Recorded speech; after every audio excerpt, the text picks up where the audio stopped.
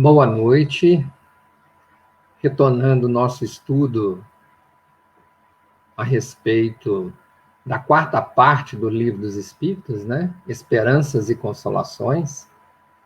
E nós paramos, os 3 itens que faltam para a gente falar são itens bem atuais, né? Porque em função da pandemia e dos confinamentos, esses 3 últimos itens, eles estão muito presentes, né, na vida de várias pessoas, né? Nós ainda falta falar das uniões antipáticas, preocupações com a morte, desgosto pela vida, né?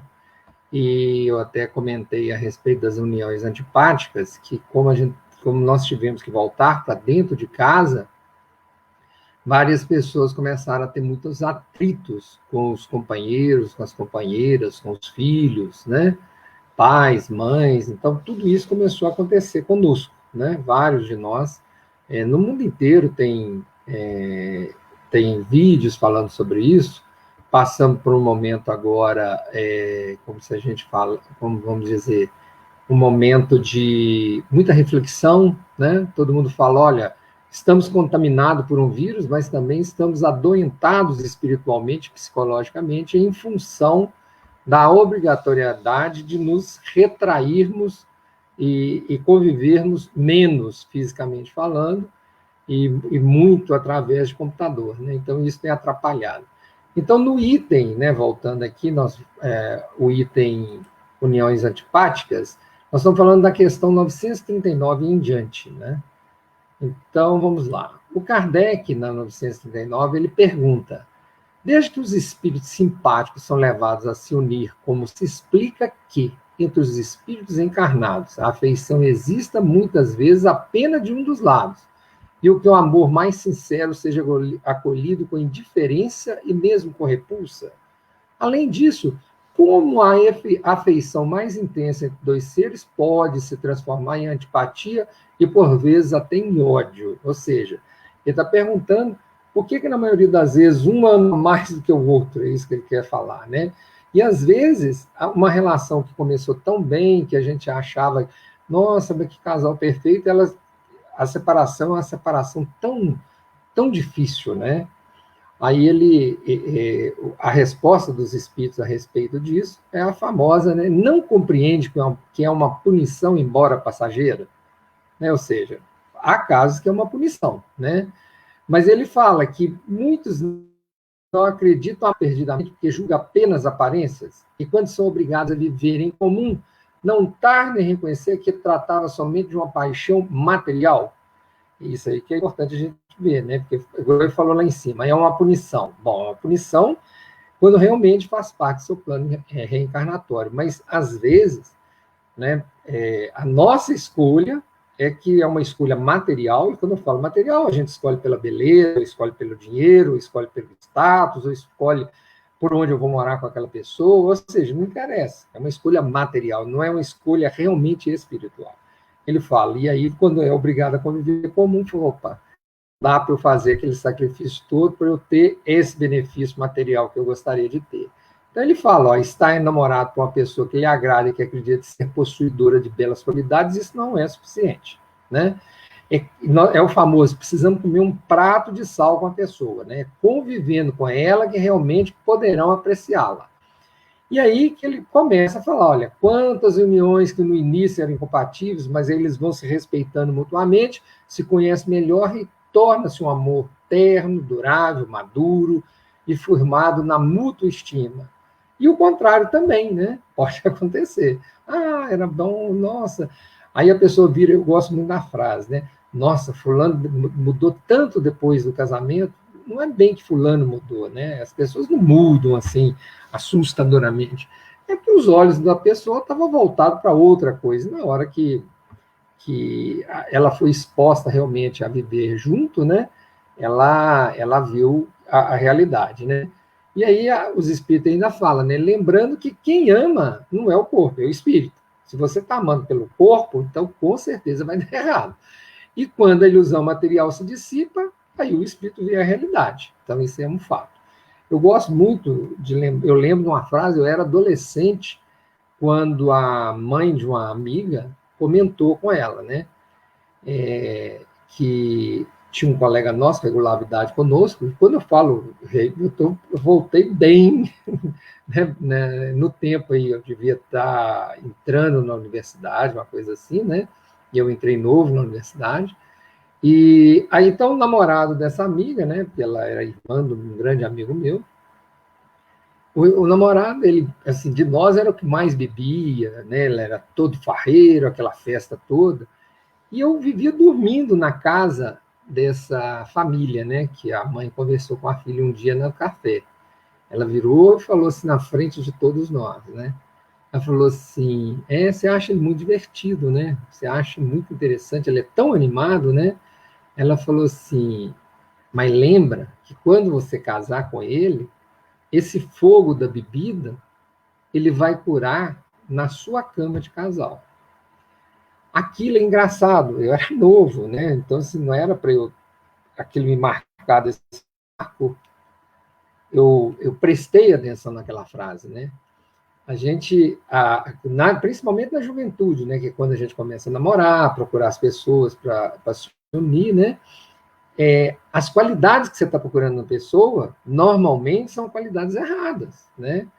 Uma vez eu dando um estudo no Pará, né? Eu conversando com o pessoal, eu falei assim, quantos casamentos terminam? Porque a pessoa, quando vai escolher o parceiro, ela frequenta um ambiente que depois que ela casa, ela não gostaria que continuasse frequentando, né?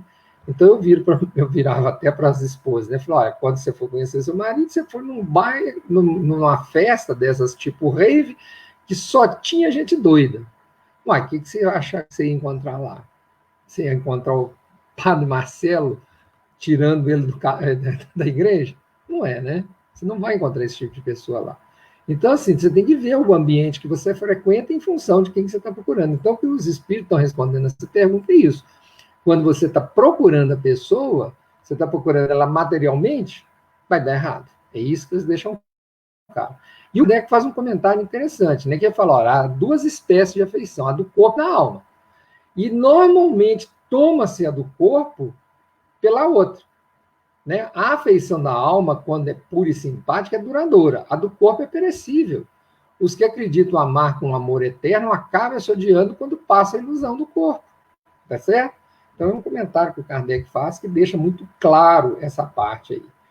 Na 940, Kardec pergunta aos espíritos: a falta de simpatia entre os seres destinados a viver juntos não é igualmente uma fonte mais amarga quando envenena toda a existência? Ó, Kardec está aqui usando aquelas pessoas que dão desculpa, né?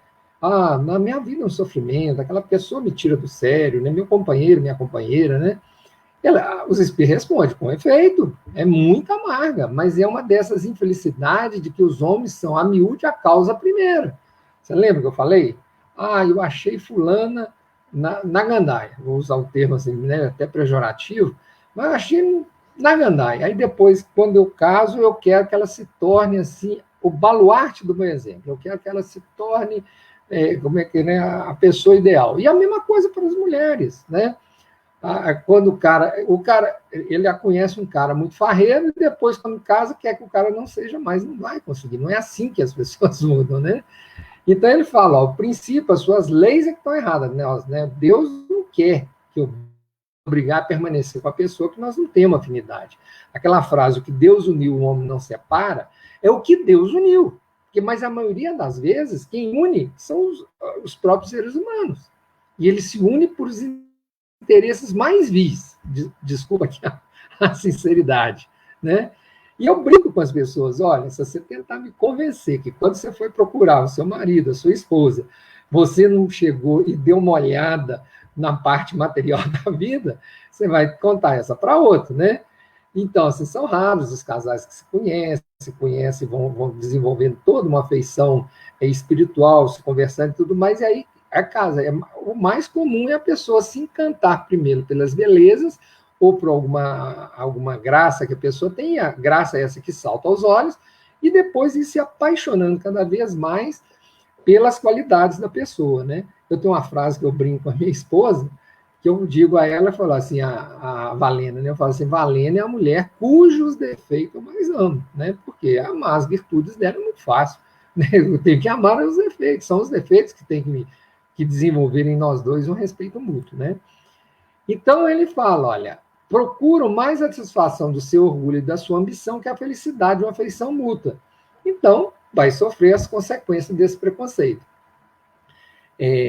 Casos, por exemplo, que o cara é apaixonado, né, por uma mulher, não vou falar que ela é negra, vou falar que ela é só morena, né, a morena mais clara, né? Ah, e a família vai e não gosta. Aí o cara resolve casar com outra mulher que não tem nada a ver, só para agradar a família. Vai dar errado, isso é preconceito, né? Eu gosto muito de falar isso com as pessoas. A pessoa tem que ver o que realmente vai fazer ela feliz, não é ela e a família e tudo mais. Lógico, ela não tem que se unir uma pessoa para agredir os familiares. Esse cuidado ela também tem que ter, né? Porque pode ser que quando ela se une a essa pessoa, no intuito de agredir os familiares, nem ela aguenta os familiares do outro, né? Então é igual ele falou, são preconceitos, são preconceitos. Aí ele vem e pergunta na 940A, mas nesse caso não haverá sempre, quase sempre uma vítima inocente? Aí nós estamos falando dos filhos, né? Ou dos filhos, ou dos pais, pessoas que não tem nada a ver com aquela união e que acaba sofrendo em relação àquela convivência. Ele fala sim, e é para ela uma dura expiação, para essa pessoa que está sofrendo. Mas a responsabilidade de sua infelicidade recairá sobre aqueles que a causaram. Sabe aqueles pais que, quando separam, eles esquecem que existe uma terceira entidade espiritual ali e que eles são responsáveis pela saúde física e moral e espiritual daquele ser e começa a se degladiar? Eu sempre, quando eu tenho oportunidade de falar para pessoas que estão separando, eu falo muito, olha, cuidado, aquela pessoa que você está falando mal é o pai daquela criança que você ama muito, ou é a mãe daquela criança que você ama muito.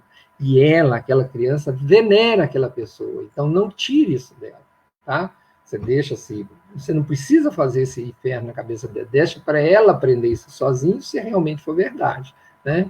Porque as pessoas mudam ao longo de um tempo, né? Elas mudam, elas conseguem mudar ao longo do tempo.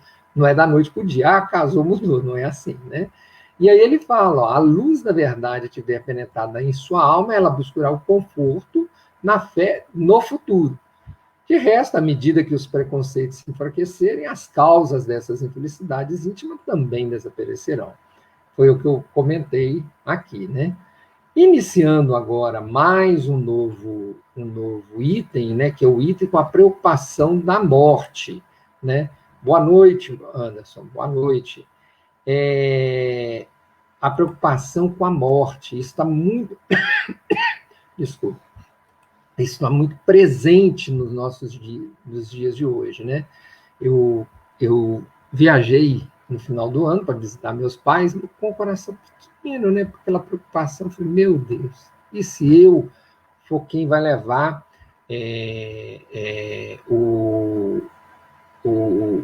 como é que fala? O vírus lá para dentro da casa dos meus pais, né? Mas, graças a Deus, isso não aconteceu, e graças mais ainda ao bom Deus, à misericórdia dos pais, até vacinados, os dois já foram, graças a Deus. Então, o que na hora que você vai ver, né? Eu até comentei, quando eu retornei para casa, eu comentei com minha esposa, falei assim, agora nós vamos ouvir mais a respeito de vítimas do Covid, né? Porque é estatístico, e cada vez mais próximos a nós. Então, um grupo que eu participo de colegas de empresa, quase todo dia tem alguém, algum familiar, ou mesmo participantes do grupo que foram vítimas do vírus. Então, e isso mexe conosco, né? Assim, o efeito da morte, ela mexe conosco. Infelizmente, é real isso. Então, vamos ver como que os espíritos veem o caso da morte, né? Então, vamos lá. Preocupação com a morte. Na pergunta 941, Kardec pergunta: a preocupação com a morte é para muitas pessoas uma causa de perplexidade. Por que essa apreensão, tendo elas diante de si o futuro? Ou seja, perguntando, gente, todos nós um dia iremos morrer. Por que as pessoas ficam tão preocupadas? Aí eles respondem: olha, é errado ter essa preocupação, procuram persuadi-la desde cedo que há um inferno e um paraíso. E o que o mais certo é que nós vamos para o inferno, pois ensinam aquilo que está na própria natureza. É um pecado mortal para a alma. Então, quando nós nos tornamos adultos, se raciocinarmos um pouco, não podemos admitir isso e nos tornamos ateus ou materialistas. Então, aí a gente vai começando a temer a morte. Porque se eu sou um ateu ou sou materialista, para mim, quando acabar, acabou. Então, assim, é diferente de nós espíritos, que temos certeza da vida futura, né? E aí, assim, são levados a acreditar que fora da vida presente nada existe. Quando aqueles que persistem em suas crenças da infância temem o fogo eterno que deve queimá-los sem os destruir. Então, ou seja, eu vou morrer, vou para o inferno. E aqui não vamos ser melhores que ninguém, né? Porque o espírita, o que acontece com ele? Ele fala que não acredita em inferno, mas todo espírito teme um umbral, né? Eu brinco com as pessoas que não tem que temer um umbral, por quê? Porque tem a certeza, você vai sair e vai passar pelo umbral. Mas por que você tem essa certeza, gente? O que aconteceu com o André Luiz? André Luiz, na hora que ele desencarnou, ele passou só 7 anos lá no umbral, 7 anos terrestre, tá? Eu estou dando data porque para ele lá ele não consegue mensurar. Então, 7 anos terrestre, ele passou no umbral. Depois é que começou o processo de cura, aí que foi tudo acontecer. Então, assim, nós já temos essa certeza. Então, o que eu preciso aprender? Eu preciso aprender que ao chegar num local umbralino, né, vamos usar esse termo, eu tenho que começar a procurar sintonizar minhas faixas. Por quê? Porque a gente sabe que sempre terão pessoas lá para nos socorrer, né?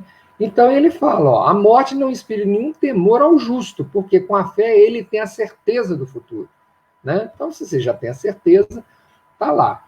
A esperança lhe acena com a vida melhor e a caridade, cuja lei praticou, dá-lhe segurança de que não encontrará no mundo em que irá entrar nenhum ser cujo olhar deva temer. Ou seja, essa pessoa, o Chico, por exemplo, o Chico, ele desencarnou, ele não desencarna preocupado o que vai acontecer comigo, ele desencarna. Uma Teresa também é do mesmo jeito, né? São pessoas que, durante a vida, elas foram cristãs, elas deram o seu testemunho, então elas são pessoas que vão muito mais tranquilas. E nós, réis mortais, né? Eu gosto muito de falar assim, nós vamos desencarnar, sabendo que vamos passar por um umbral, sabendo que devemos fazer o nosso meia-culpa, no sentido de procurar ter as nossas sintonias espirituais bem, como ele fala, bem sintonizadas, para que nesse momento a gente consiga enxergar todo aquele apoio espiritual que está nos nossos lados, tentando nos resgatar, né?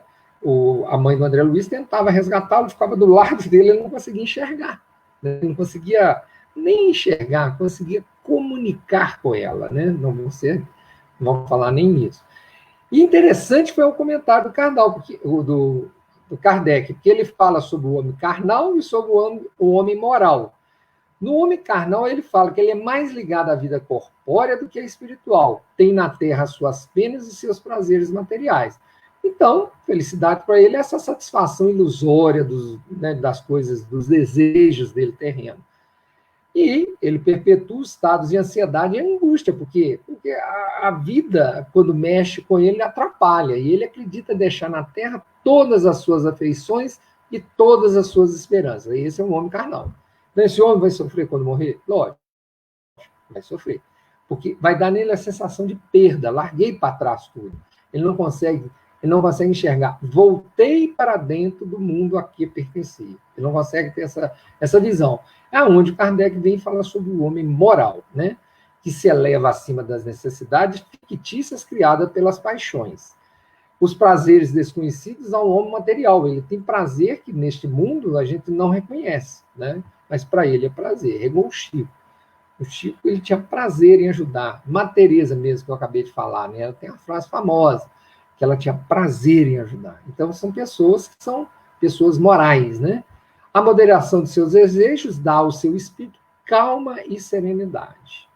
Faz o bem, né? Feliz pelo bem que realiza, não há para ele decepções, as contrariedades deslizam sobre a sua alma sem lhe deixar marca dolorosa. Olha que dica interessante a respeito do homem moral. Para ele, decepções e contrariedades deslizam sobre sua alma sem lhe deixar marcas dolorosas. Ou seja, ele sabe lidar com as vicissitudes humanas, ele sabe lidar com o dia a dia do ser humano. Né? Então, isso é um dado importante. Né? Já na 942, o Kardec pergunta, mas tudo bem, mas certas pessoas não acham cidade, um pouco banais, não verão neles o que se chama de lugares comuns, verdades simplórias, não dirão, em definitivo, que o segredo para ser feliz é saber suportar sua infelicidade. Olha aqui, Kardec está falando, não está dando a impressão que a gente tem que ser infeliz mesmo e se contentar com isso? Aí eles respondem, olha, você não está errado, que há aqueles que dirão isso, e serão em grande número, mas ocorre o mesmo com certos doentes, prescrever uma dieta. Desejariam estar curados sem remédio, continuando a cometer os mesmos excessos. Ou seja, o cara vira e fala que esse tipo de pessoa fala, não, o sofrimento faz parte da vida. Aí você fala, fulano, mas você está sofrendo por causa disso. Ah, não. Isso aqui é o jeito que eu gosto de viver, é assim mesmo. Isso aqui não faz eu sofrer, não. É legal essa frase. Normalmente eles falam, não faz eu sofrer, não. É isso que me relaxa. Aí você vira para a pessoa e fala assim, bom, o que eu posso fazer? Ela não quer ser ajudada, né? Então fica muito difícil você conseguir penetrar na vida daquela pessoa e produzir a modificação. Chegamos finalmente no item que me dá assim muita tristeza, mas muita tristeza mesmo, né?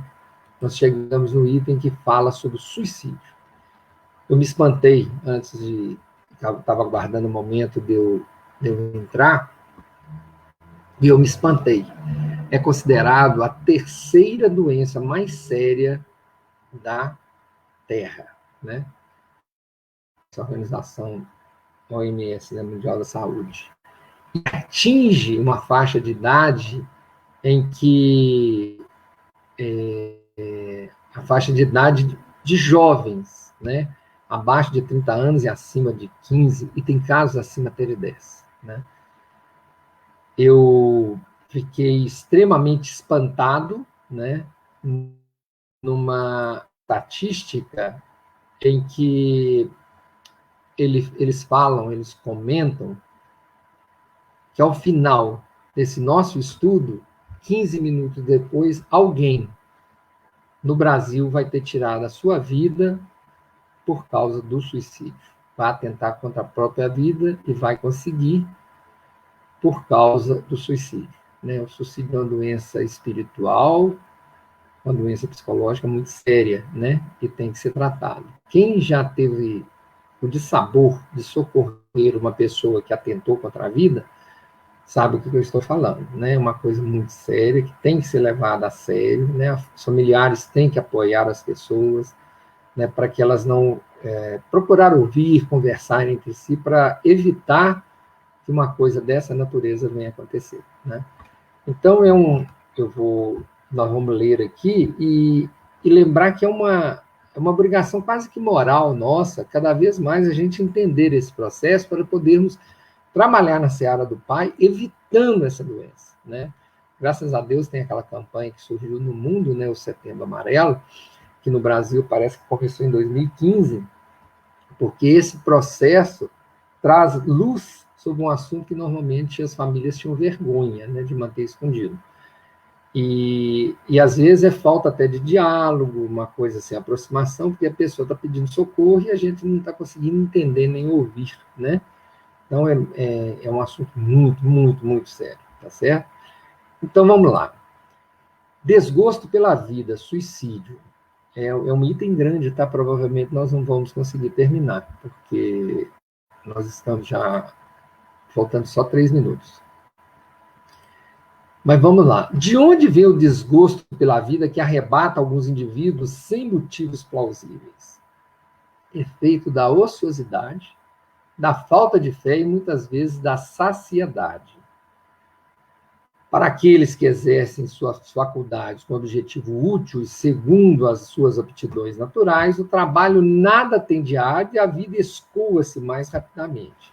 suporta as vicissitudes com tanto mais paciência e resignação, quanto mais age visando a felicidade mais sólida e mais durável que o espera. Então, o que ele está dizendo aqui, Kardec? Né? Kardec está falando o seguinte, Kardec não, os espíritos, que eles responderam, né? O que é o objetivo? Quando você vira para um espírito e pergunta, né, sobre trabalho, ele vira e fala, o que é trabalho para o mundo espiritual? É o uso útil do seu tempo. Isso é trabalho, né? Porque nós temos a mania de associar trabalho à remuneração financeira. Não, isso é uma especialidade, como é que chama? Uma particularidade do trabalho, né? Porque os verdadeiros trabalhos, aqueles que te enobrece, te faz crescer como ser humano, na maioria das vezes não são remunerados por dinheiro. A remuneração vem de formas indiretas, melhorando a sua saúde espiritual, a sua saúde psicológica, te injetando alegria no seu organismo, né? Então, por exemplo, a Joana de Ângelo, ela tem uma receita para quando as pessoas falam sobre depressão. Ela fala que as pessoas que têm depressão deveriam se envolver com grupos que fazem caridade.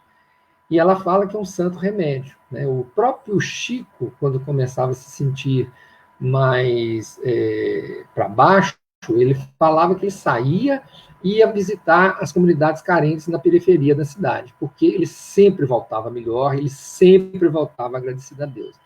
Então, você nota na pergunta 943 que a resposta ele fala, olha, se você usar seu tempo de forma útil, né, você usar com paciência e resignação, você vai superar qualquer desafio espiritual, moral, psicológico que porventura possa vir a ter.